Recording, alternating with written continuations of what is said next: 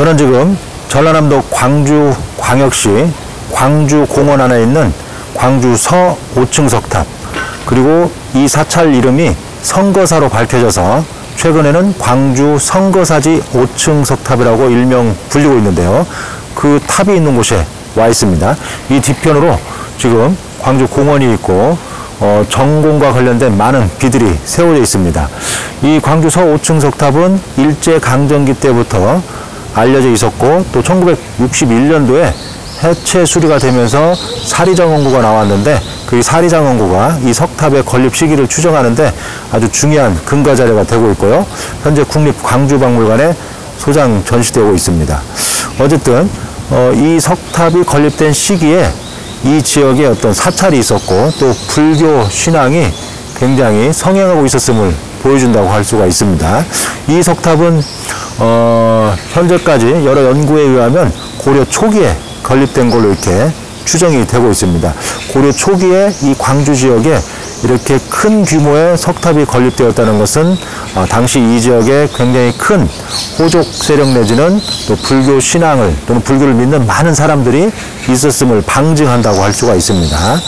이 석탑은 좀 독특한 치석수법과 양식으로 구성이 되어 있는데요. 한번 가까이 가서 보도록 하겠습니다.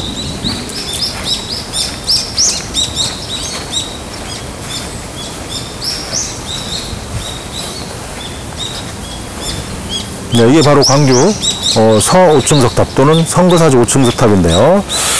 주변에 펜스가 치여 있지만 잠깐 들어가서 설명을 해보도록 하겠습니다. 규모가 상당히 큽니다.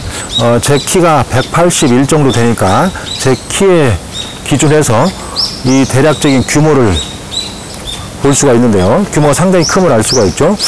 어쨌든 많은 큰 규모의 석재들을 결구시켜서 현재와 같이 석탑을 세웠는데, 기단부는 지금 보시는 것처럼 1층 기단입니다. 원래는 2층 기단으로 많이 구성을 했는데 고려시대에 와서 기단부가 간략화되면서 1층 기단으로 구성하는 경우가 많은데, 1층 기단으로 구성했지만 높이를 상당히 높게 해서 기단이 가지고 있는 원래의 기능이 상실되지 않게 했음을 우리가 알 수가 있습니다. 이 기단부에서 중요한 부분들은 밑부분에 아주 높게 궤임을 구성을 했다는 것과, 그 다음에 좌우에 우주를 새겼는데 우주를 아주 높게 볼륨감 있게 돌출시켜서 새겼다는 것, 그리고 이 부분이 바로 갑석인데요. 갑석면과 하부에 있는 부연의 높이가 거의 동일하게 구성을 했다는 겁니다. 이런 것들은 이 석탑이 신라시대 석탑을 충실하게 계승하고 있음을 보여주는 부분입니다. 고려시대에 오면 일반적으로 이 부연을 상당히 낮게 하거나 또는 간략화시키는데 거의 같은 높이로 했다는 거죠. 그래서 이 석탑을 설계 시공한 장인이 신라시대 석탑의 어떤 양식을 잘 알고 있었던 그런 사람이 이 석탑을 만들었음을 알 수가 있죠. 그리고 갑석 상면에 이와 같이 높게 별석 궤임처럼 2단으로 탑신 궤임을 두었고, 그리고 탑신석 옥계석을 5층으로 구성해서 올렸습니다. 근데 이 석탑에서 다른 석탑에서 볼 수 있는 아주 특징적인 부분이 바로 이 1층 탑신석입니다. 보통 신앙심이 아주 높거나 또는 그 석탑에 대한 어떤 예우가 높았을 경우에는 탑신석을 하나의 돌로 만드는 게 일반적인데, 여기 보시면 1층 탑신석을 여러 개의 부재를 활용해서 현재 만들었음을 알 수가 있습니다.